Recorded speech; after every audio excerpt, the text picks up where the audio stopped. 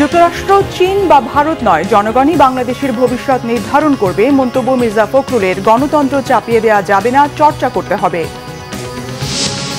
এক দল সরিয়ে আরেক দল বসাতে গণ অভ্যুত্থান হয়নি মন্তব্য নাহিদ ইসলামের। ফ্যাসিবাদ ফিরে আসা ঠেকাতে প্রয়োজন গঠনমূলক সংস্কার বলেছেন আলী রিয়াজ। শেখ হাসিনা, কাদের সহ 12 জনের বিরুদ্ধে রেড নোটিশ জারি করতে ইন্টারপোলে আবেদন। কাল ট্রাইব্যুনালে উঠছে মামলা।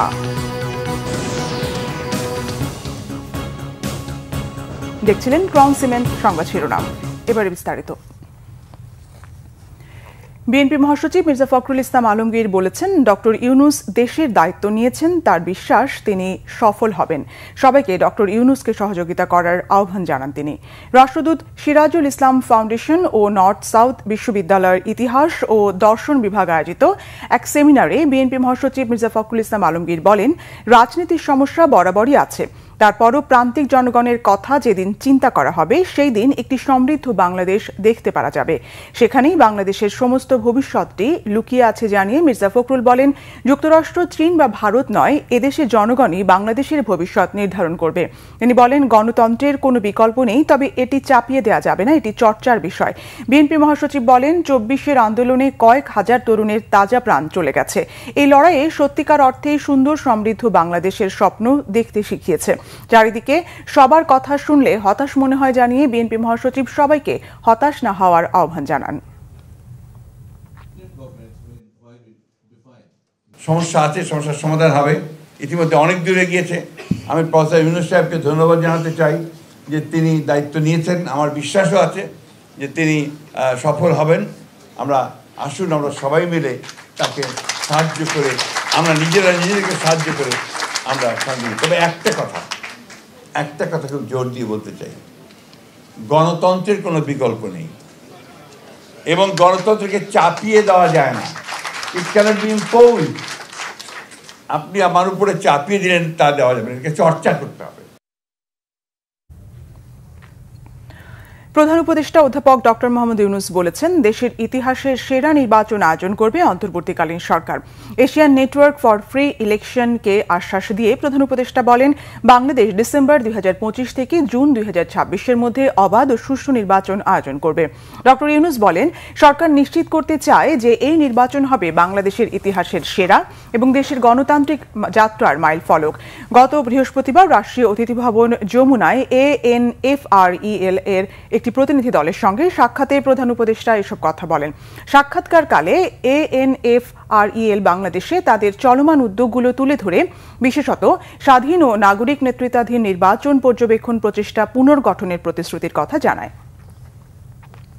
ফ্যাসিবাদের বিলোপ ও রাষ্ট্র কাঠামোর মৌলিক সংস্কারের মাধ্যমে নতুন রাজনৈতিক বন্দোবস্ত ছিল জুলাই গণ অভ্যুত্থানের আকাঙ্ক্ষা। শুধুমাত্র কোনো ব্যক্তি বা দলকে সরিয়ে অন্য ব্যক্তি বা দলকে ক্ষমতায় বসানো এর উদ্দেশ্য ছিল না বলে মন্তব্য করেছেন জাতীয় নাগরিক পার্টির আহ্বায়ক নাহিদ ইসলাম।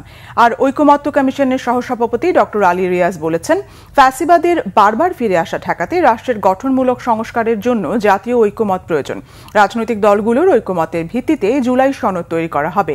শনিবার জাতীয় নাগরিক পার্টির সাথে ঐকমত্য কমিশনের বৈঠকের সূচনা বক্তব্যে এসব কথা বলেন তারা। বৈঠকে নাহিদ ইসলামের নেতৃত্বে এনসিপির 8 সদস্যের প্রতিনিধি দল অংশ নেন। কমিশনের পক্ষে ঐকমত্য ডক্টর আলী রিয়াজের নেতৃত্বে 5 জন এতে অংশ নেন। বৈঠকে প্রধানমন্ত্রীর ক্ষমতায়ন, জাতীয় সাংবিধানিক কাউন্সিল, দ্বিকক্ষ বিশিষ্ট পার্লামেন্ট, সংবিধান সংশোধনের সীমাবদ্ধতা, সংরক্ষিত নারী আসনে ভোট এবং 2 বারের বেশি প্রধানমন্ত্রী থাকতে না পারার বিষয়ে আলোচনা হয়। দীর্ঘ 15 বছর ধরে যে পাথরের মতো বসেছিল আমাদের বুকের উপর, তাকে আপনারা আপনাদের দৃঢ়তা, সাহসিকতা দিয়ে, আপনাদের নির্ভীক অবিচল প্রচেষ্টার মধ্য দিয়ে লক্ষ লক্ষ মানুষকে আপনারা অনুপ্রাণিত করেছেন, যারা প্রাণ বাজি রেখে লড়াই করেছে, প্রাণ দিয়েছে এবং শেষ পর্যন্ত শাসককে অর্থাৎ জুলাই গণ অভ্যুত্থান কেবল কোনো ব্যক্তির পরিবর্তন নয়, ক্ষমতা থেকে কোনো একটি দল থেকে আরেকটি দলকে বসানোর পরিকল্পনা ছিল না, বরং কিভাবে রাষ্ট্রের গুণগত পরিবর্তন করে রাষ্ট্র কাঠামোর মৌলিক এবং গুণগত সংস্কারের মাধ্যমে জনগণের অধিকার রক্ষা করবে এমন একটি গণতান্ত্রিক রাষ্ট্র ব্যবস্থা প্রতিষ্ঠা করার আকাঙ্ক্ষা ছিল সেই জুলাই গণঅভ্যুত্থান। জামাতে ইসলামের আমির ডক্টর শফিকুর রহমান বলেছেন, গণহত্যা, দৃশ্যমান বিচার ও প্রয়োজনীয় সংস্কার ছাড়া নির্বাচন মেনে নেবে না জনগণ। সকালে লালমনিরহাটের কালেক্টরেট মাঠে এক জনসভায় তিনি কথা বলেন। জামাত আমির আরও বলেন, ফ্যাসিবাদীদের বিদায় হয়েছে, কিন্তু ফ্যাসিবাদ এখনো যায়নি। তার দল ফ্যাসিবাদ দূর করতে কাজ করছে বলেও তিনি জানান। নির্বাচনের জন্য সমতল মাঠ তৈরি করতে প্রধান উপদেষ্টার প্রতি আহ্বান জানান তিনি।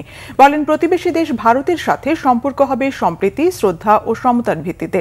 ডক্টর শফিকুর রহমান বলেন, বাংলাদেশ ভালো থাকলে তারাও ভালো থাকবে। তিস্তা মহাপরিকল্পনা বাস্তবায়ন, লালমনিরহাট বিমানবন্দর ও মোগলহাট স্থলবন্দর চালু এবং লালমনিরহাট বুড়িমারি মহাসড়ক 4 লেনে উন্নীত করা সহ বিভিন্ন দাবিতে জনসভা করে জামাত। জুলাই গণঅভ্যুত্থানে ক্ষমতাচ্যুত প্রধানমন্ত্রী শেখ হাসিনা সহ 12 জনের বিরুদ্ধে রেড নোটিশ জারির জন্য আন্তর্জাতিক পুলিশ সংস্থা ইন্টারপোলের কাছে আবেদন করা হয়েছে। বিদেশি পলাতক ওই ব্যক্তিদের বিরুদ্ধে রেড নোটিশ জারি করতে ইন্টারপোলের কাছে পৃথক 3টি ধাপে আবেদন করেছে বাংলাদেশ পুলিশের national centre bureau NCB. Sheikh Hasina সহ যাদের বিরুদ্ধে রেড নোটিশ জারির আবেদন করা হয়েছে তারা হলেন আওয়ামী লীগের সাধারণ সম্পাদক এবং সাবেক সড়ক পরিবহন ও সেতুমন্ত্রী ওবায়দুল কাদের, সাবেক স্বরাষ্ট্রমন্ত্রী আসাদুজ্জামান খান, সাবেক মুক্তিযুদ্ধ বিষয়ক মন্ত্রী আ.ক.ম মোজাম্মেল হক, সাবেক পররাষ্ট্রমন্ত্রী হাসান মাহমুদ, সাবেক বস্ত্র ও পাটমন্ত্রী জাহাঙ্গীর কবির নানক, সাবেক শিক্ষামন্ত্রী মহিবুল হাসান চৌধুরী, ঢাকা দক্ষিণ সিটি কর্পোরেশনের সাবেক মেয়র শেখ ফজলে নূর তাপস, সাবেক প্রধানমন্ত্রীর প্রতিরক্ষা বিষয়ক উপদেষ্টা অবসরপ্রাপ্ত মেজর জেনারেল তারিক আহমেদ সিদ্দিক, সাবেক বিদ্যুৎ প্রতিমন্ত্রী নসরুল হামিদ, সাবেক তথ্য প্রতিমন্ত্রী মোহাম্মদ আলী আরাফাত ও সাবেক আইজিপি বেনজির আহমেদ। বেনজিরের বিরুদ্ধে রেড নোটিশ জারি করতে ইন্টারপোলের কাছে আবেদন করা হয় চলতি বছরের ফেব্রুয়ারি মাসে। এর আগে দুর্নীতি দমন কমিশনের আবেদনের পরিপ্রেক্ষিতে ঢাকার একটি আদালত বেনজিরের বিরুদ্ধে রেড নোটিশ জারির জন্য ব্যবস্থা নিতে নির্দেশ দেন।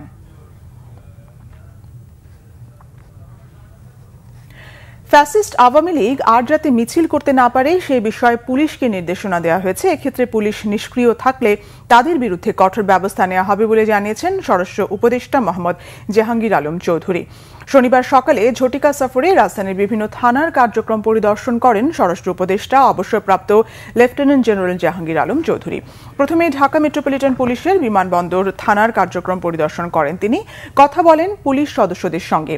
এরপর বিভিন্ন বিষয়ে সাংবাদিকদের প্রশ্নের উত্তর দেন স্বরাষ্ট্র উপদেষ্টা। বলেন, ফ্যাসিস্টের যে কোনো কার্যক্রমে পুলিশ নীরব থাকলে নেওয়া হবে ব্যবস্থা। এরপর উত্তরা পশ্চিম থানা পরিদর্শন করেন স্বরাষ্ট্র উপদেষ্টা। থানায় সেবা প্রত্যাশীদের সব ধরনের সহযোগিতার আশ্বাস দেন তিনি। মিথ্যা মামলায় কাউকে গ্রেফতার না করারও নির্দেশনা দেন। নিচের সারির পুলিশ সদস্যদের সুবিধার জন্য একই বিভাগে পোস্টিং এর বিষয়ে চিন্তা করছে সরকার, জানান স্বরাষ্ট্র উপদেষ্টা। এই ছিল এখনকার মতো। পরের সংবাদ সন্ধ্যা 6টায়। এর আগে 5টায় রয়েছে নিউজ টপ 10 দেখার আমন্ত্রণ রইল। এছাড়া বাংলাভিশন সংবাদ ও সংবাদ সংশ্লিষ্ট অনুষ্ঠান দেখতে ভিজিট করুন www.bpnews24.com ও facebook.com/banglavishannews এবং সাবস্ক্রাইব করুন youtube.com/banglavishannews। ধন্যবাদ।